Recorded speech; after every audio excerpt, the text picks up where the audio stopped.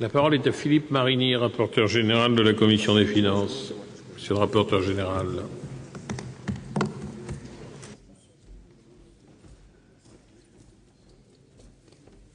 Monsieur le Président, Monsieur le Ministre, mes chers collègues, puisque les deux précédents orateurs ont évoqué la Croatie et qu'un enjeu important figure à ce titre, je voudrais rappeler qu'il y a un peu plus d'un an, j'ai eu le plaisir de me rendre à Zagreb et d'observer, au nom de la Commission des finances, combien ce pays avait été exemplaire dans la crise.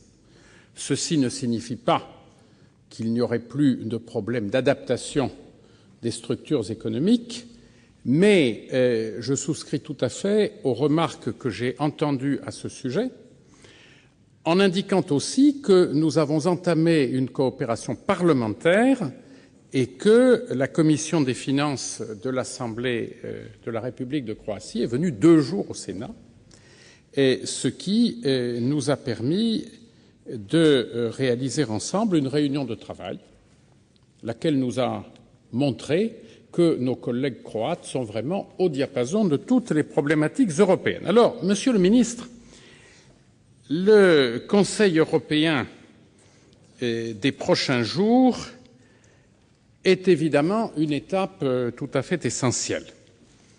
Nous l'avons commenté, cette étape, au cours de la discussion du projet de loi de finances rectificative, qui n'est pas achevé, mais, ainsi que nos collègues le savent, le projet de loi de finances rectificative nous renvoie aux problématiques européennes sur 3 aspects.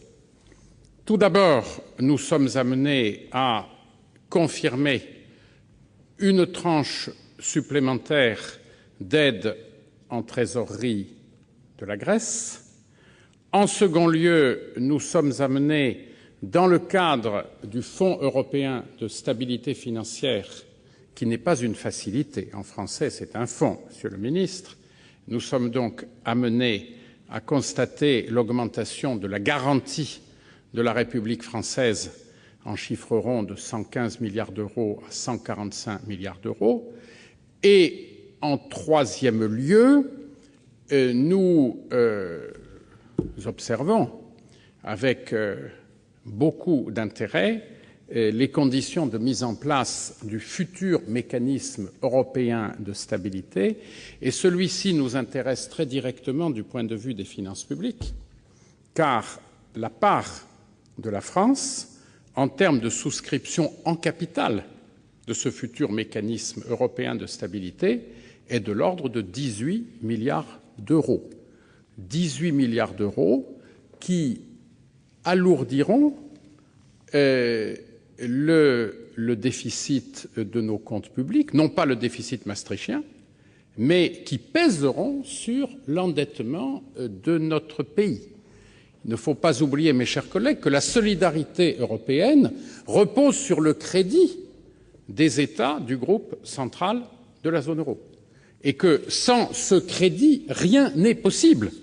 Nous avons d'ailleurs pu constater que la réelle capacité d'action du Fonds européen de stabilité financière est limitée à la quote-part des emprunts que peuvent souscrire sur le marché les États qui bénéficient du fameux triple A, c'est-à-dire 255 milliards d'euros et non pas 440 milliards d'euros, l'extension des garanties devant permettre de bien se situer au niveau initialement souhaité de 440 milliards d'euros.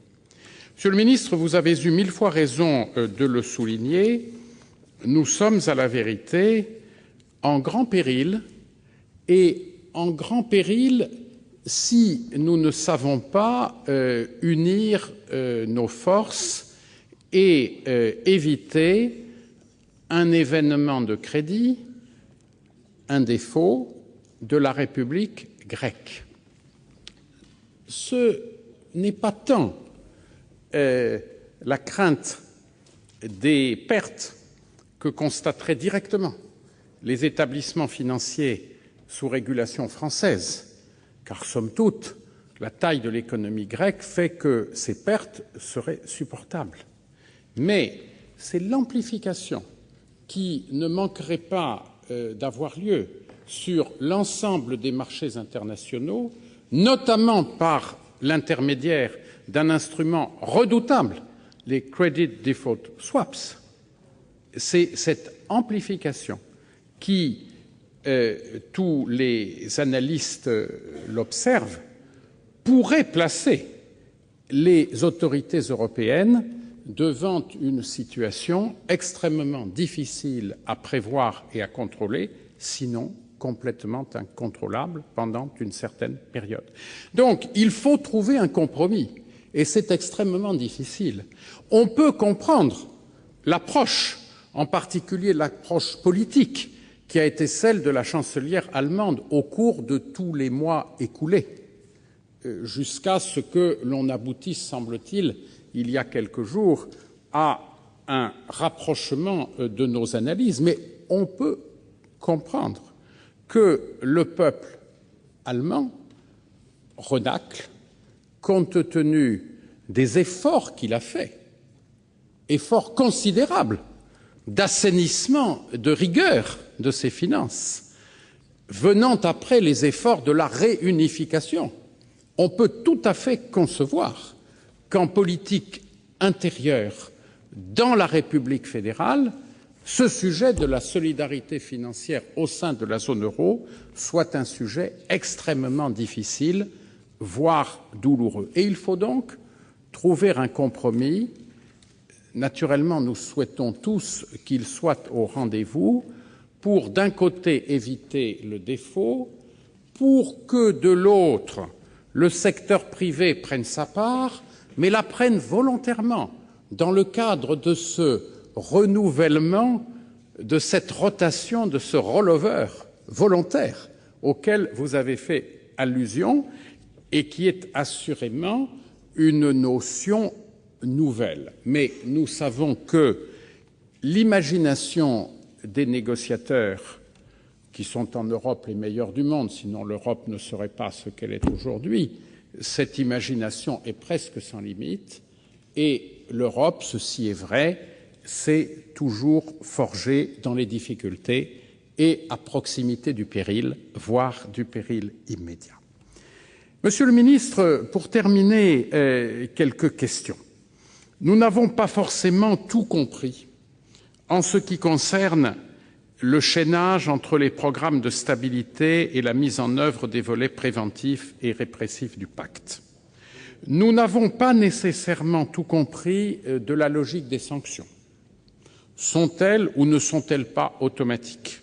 Selon que l'on écoute l'un ou l'autre, on ne retire pas nécessairement le même enseignement.